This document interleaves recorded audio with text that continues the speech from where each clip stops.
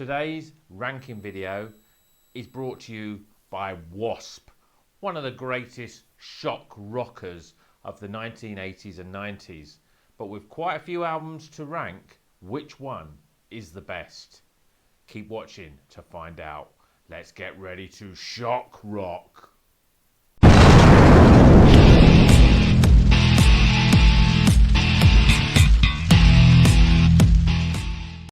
Welcome back to Rocker's Beer Review. Today we're going to be doing a video ranking of the albums by the American heavy metal band W.a.s.p. They've got 15 studio albums. We won't be reviewing some of their live albums or even the reimagined version of the Crimson Idol, because I think that's just too similar to the actual Crimson Idol. So we've got 15 albums to get through.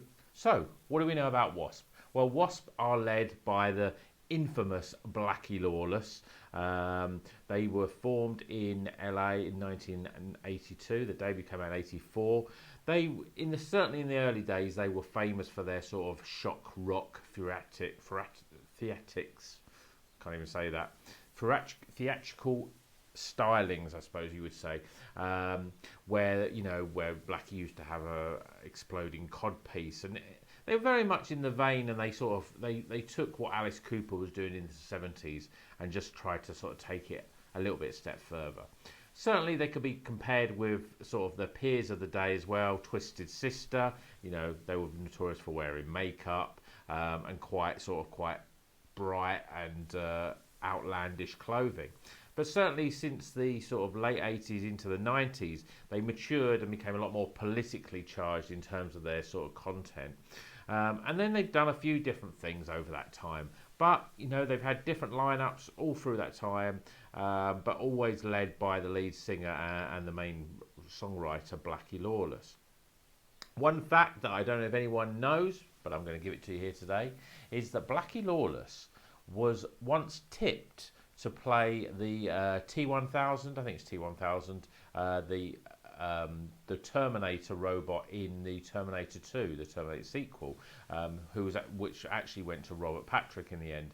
Arnold Schwarzenegger decided that Blackie Lawless was just far too tall for the role, so he didn't get it. Anyway, with that little tidbit out of the way, let's start with album number 15. So, in 15th place is the album KFD. I'm not going to say what KFD stands for, but it's Kill F Die. So if anyone's heard this album, this was quite a departure from W.a.s.P's normal sort of style. I think what happened was that Blackie and the boys decided that there was this new kid on town, and his name was Marilyn Manson, and he was sort of taking over the rock charts with his sort of very sort of, again, shock rock type of tactics, but with a much more industrial sound. So this album is Blackie deciding to go industrial. So he thought he'd show the kids how it was done, but unfortunately he didn't quite really make it. This album sounds a little bit like W.a.s.P, but it's buried under fuzzy sort of guitars and that sort of industrial drum beats. I think it's a little bit rubbish, to be honest. It's an album worth avoiding. Yes, Chris Holmes, who'd been away from the band for a while, had come back for this album, but for me, it can only make 15th position. In 14th position is almost the sort of the yin to the yang of the KFD, and that's El Dorado. This was them trying to be like a lot of their earlier albums, much more shock rock with some sort of very dodgy type of lyrics and even dodgier song titles. I think when you look at titles like Don't Cry, Just Suck, Dirty Balls, or Saturday Night Cockfight, it's a bit cock rock, more AC/DC really in their sort of early days. The title track though is a solid rocker, El Dorado, but it's not really as good as their earlier stuff. It was trying to recreate some of their earlier albums, but for me, El Dorado only makes 14th. Now in 13th position, and to be honest, 13, 12, 11 and 10th position, all of these albums on a different day could be in a different order. This to me, there's not that much in between these, but for me, 13th I'm going to give to Unholy Terror. This is a solid W.a.s.p album, a little by the numbers. It's mainly rockers, and to be honest, it's very difficult to see any real standout tracks. It's not bad, but in W.a.s.p terms, it's quite poor, so I can only give it 13th position. In 12th position is Dying for the World. Now, this album came out not long after the atrocities of 9/11, and Hallowed Ground, one of the songs on the album, is specifically about 9/11. And Blackie thought it was so good that he decided to put two versions on the album. There's a normal sort of version, and there's a much more sort of, I wouldn't call it necessarily acoustic, but more piano-led version. It is a really stunning ballad by W.a.s.p, and I think it's probably the best song on that album. 11th position, fairly recent album, and this is Babylon. Into the Fire and Godless Run, to me, are the two standout tracks for this album. The opener, though, Crazy, does sound very much like Wild Child, one of the songs from the second album, The Last Command. And you know, this album was trying to sort of mix the two sort of styles, the earlier and the later stuff, but for me, didn't quite pull it off. So I'm putting Babylon down there in 11th position. I'm putting Dominator. Now, this is an album I wasn't really, you know, I didn't know that well from when it first came out, and I might have skipped upon it, but because obviously I want to make sure that I've done a proper ranking of these, of all the W.a.s.p albums, I've listened to all of them again multiple times over the last few weeks, and this one that really stood out, I mean, there's some really good tracks on this album. The opener, Mercy, for example, a real hard-hitting sort of song. Then you've got songs like Burning Man, which to me sounds a little bit like a more modern-day Iron Maiden song, but it's a bit different, and I think it's a really good rocker. But the best song on the album is the song Heaven's Hung in Black, which is a ballad, and W.a.s.p do some really, really great ballads, but this one I think is probably one of the best ballads they've done for a long time. It's got two absolutely stunning guitar solos on it, and it's definitely the best track, but it's a good album, Dominator. You should give it a try if you don't know it. So that's in 10th position. Now, in 9th position, the album's Still Not Black Enough. Now, it does sound a lot like there's a lot of sort of leftover tracks, B-sides that didn't quite make it into the album The Crimson Idol, which this is the album that followed The Crimson Idol. I mean, it's a solid rock W.a.s.p album. The songs are good, but you just feel like you've sort of heard them before, or heard sort of better ones before. So let's go through some of the tracks. You've got the title track, for example, Still Not Black Enough. It really sounds like it could have easily been on the Crimson Idol. And many of the heavier songs from this album do sound like some of the heavier songs on the Crimson Idol.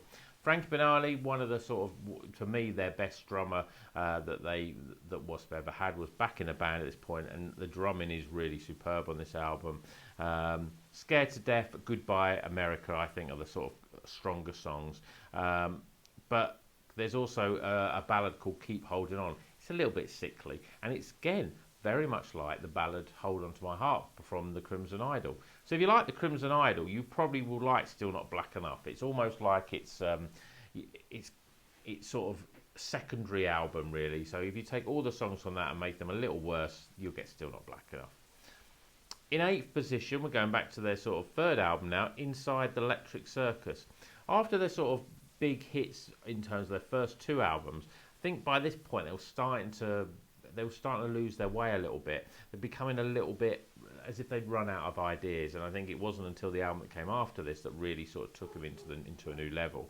But they're still good tracks. You know, the Inside the Electric Circus, the track itself, I Don't Need No Doctor, 95 Nasty, I'm Alive. They're all really good, solid tracks. But again, I think they needed to change, and unfortunately, they did change. So, Inside the Electric Circus makes 8th position. In 7th position is their second album, The Last Command. Now, again, I thought this was probably better than but when I've re-listened to it, actually, you've got Wild Child on there, which is the opening track, and it's probably, you know, it's up there with one of the best sort of W.a.s.p songs, certainly from that earlier era. And you've got Blinding Texas, another standout track, but the other tracks are a little bit hit and miss. I think on a good day you would find it a good album, and I think it certainly should be up there in 7th position, even if it's just for the songs Wild Child. In sixth position, and you could say this is sixth and fifth as well, really. So we've got the double album, although they were released separately, the Neon God. So this was an album that was basically, I think Blackie was trying to recreate the Crimson Idol. Again, it's their concept. It's a concept album, as I say, spread over a double album, but released separately. So you've got the Neon God Part 1 and the Neon God Part 2. One's called Demise, one's called The Rise, I think. I may be wrong there. But they are good albums. They sound good. And if you listen to them, I think I'm putting the Neon God Part 2 in sixth position because I don't think it's quite as strong as the first one. You've got Clockwork Mary's a great track. All of My Life, another stunning ballad. And The Last Redemption, really good tracks, this. But, you know, if you take this whole double album, there's a lot of good music on there. In fifth position, obviously, is the Neon God Part 1. Now, this one, I think there's more tracks on here. We've got What I'll Never Find. It's probably up there with my favourite W.a.s.p ballad of all time. I think it's even better than some of the ballads on the Crimson Idol. It's a really great song, but you've also got some great rockers like Wishing Well, Asylum Number 9, Red Room of the Rising Sun, and then the ending track, Raging Storm. They're all really good songs. I think it's this album, because it was a double album, I think they were released about 6 months apart, because obviously they were recorded probably much at the same time, but he split it into 2 albums. Definitely worth a listen. If you're a W.a.s.p fan and you maybe haven't listened to them for quite a few years, then this is the album that I would recommend going and listening to, because I think certainly if you like the Crimson Idol, again, there's a lot of stuff post the Crimson Idol that you can hear. You know, it's almost like the Crimson Idol was his sort of template for a lot of the other songs. So you've got to listen to this, but I think it's close to being up there with the Crimson Idol in terms of the songs that are on there. So Neon God Part 2 is in 6th, and Neon God Part 1 is in 5th. So number 4. Now, this one may be one that's a little bit controversial if you're a real big W.a.s.p fan, but I think it's a good album, and it's Golgotha. Now, I don't know if I've pronounced Golgotha right. But for me, this album, which is their latest album, is a real return to form, and he's really got the great mix here between sort of old stuff, new stuff, in terms of style, and you know, you've got some real good anthems on here, some straight ahead rockers, some real heavy metal sort of stuff. For me, the best songs on this album are The Opener, Scream, Last Runaway, Shotgun. I think they're the first 3 tracks actually, but they're real hit after hit after hit in my opinion. Just a shame that, you know, it came out I think 2015. No, probably later than that actually. But you've also got the ballads, Miss You, and then for me the 2 standout tracks are the epics. One's called Slaves of the New World, and then the title track itself, Golgotha. These are really great tracks, and I think this is I'm interested to see whether W.a.s.p will ever release another album, whether it will be more in the line of this sort of sound, because I think they just about got it right in terms of the songwriting and the actual sound and production on this. So I'm putting it in 4th place. So now we're hitting the top 3. So the top 3 W.a.s.p albums. In 3rd place, I think it has to be W.a.s.p, the debut album. Self-titled, this was them, big shock rockers. Yeah, I mean, I think that when I listen back to this album, it's really catchy. It's almost pop rock in terms of its style, but it's very much in there with their sort of their contemporaries of the day, like Motley Crue, AC/DC, Twisted Sister. You know, it's the sort of songs that, you know, you could, if you were into heavy metal at that time, you'd be all over it because they're really great. You've got, you know, The Opener, for example, is on the album, is I Want to Be Somebody. Then that goes into Love Machine. Then you've got Bad, you've got Hellion, you've got School Days, you've got On Your Knees. It's full of really good tracks. There's not really much filler on this album, but they never really create that sound and those sort of big sort of anthems on subsequent albums, and certainly of that sort of style. So I'm putting the W.a.s.p debut as number 3. In 2nd place, and I've already talked about this album a lot because, as I said, there's a lot of other songs and recent albums that are almost trying to recreate it, or certainly the sound of it, and that's the Crimson Idol. Now, when this came out, I thought this was a real statement by W.a.s.p. Blackie has a little bit of an obsession with The Who, and especially their sort of concept albums of Pinball Wizard and Tommy, and you can see they're all over this album as well. There's lots of common themes throughout the album that's repeated, but some really hard-hitting songs on here. Arena of Pleasure and Chainsaw Charlie are real heavy, angst-ridden songs. And then the ballads on here. I mean, The Idol is just like an amazing guitar solo with loads of with a bit of singing in between. It's a real stunning guitar solos all through it, but it's almost like solo after solo after solo. But for me, it's a brilliant song. And even the other ballad, Hold On To My Heart, it's a little bit more softer, I think, with less of the big guitar solos in it, but it's still a really good track. But I think as an album, as a concept album, it's really good. And when this came out, this was the first time I saw W.a.s.p, and they were brilliant. So that leaves us with the first #1 position, the best album ever by W.a.s.p. But could it be the best album ever? Certainly in terms of my favourite heavy metal albums, you've got to put this one up there, and it's the Headless Children. Now, after the first sort of 3 albums, the debut, Last Command, Inside Electric Circus, W.a.s.p pretty much reinvented themselves. They were less shock rock and they were much more political metal at this point. The lyrics are much more politically charged than they were before, and there's less talking about, you know, sex and girls, basically sex, drugs and rock and roll, and more about real political sort of statements, certainly what was going on the time. But this has got a chock full of great songs. It's all, you know, I say it before on a lot of my rankings, the album that's #1 has to be all killer and no filler, and this is what the Headless Children is. So we open up with A Heretic. It's probably my favourite song on the album. Really good song. Quite progressive as well, lots of little time changes and different sounds in it. And then you've got, which is quite strange, you've got a cover of The Who's The Real Thing, which normally you don't always, when you cover a band, you'd probably put that song at the end. But the fact this second song, I know people that, you know, that don't know The Who that well, that thought this was an absolutely brilliant W.a.s.p song, but it's not. It's a cover of The Who song. But I think it's probably the best cover of that Who song that I've ever heard. It's really heavy, and some real outstanding playing by both the bass player Johnny Rod and the drummer Frankie Bellani. I think it's one of my favourite metal versions of a pop rock song. But you've got Thunderhead, you've got Mean Man. These are real big, heavy hitting songs, and then you've got Maneater as well. These are real big heavy metal anthems, and they're up there with the likes of, you know, Judas Priest and Iron Maiden in terms of the big heavy metal sort of sound that they were creating. Then you've also got the ballad Forever Free, that I remember actually seeing this one in the top 20 of the charts, obviously at a time when there was lots of rock ballads hitting the charts. But it's a really good album, a real classic that any fan of heavy metal should have in their collection. So what do you think? Is the Headless Children the best W.a.s.p album? Or do you think some of the other ones are better?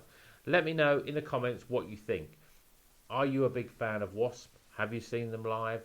Did you see them recently, like I did, where they played the Crimson Idol and they had all the lights turned off? We weren't actually convinced that they were actually playing it live. But that's a story for another time. So, hope you've enjoyed the video.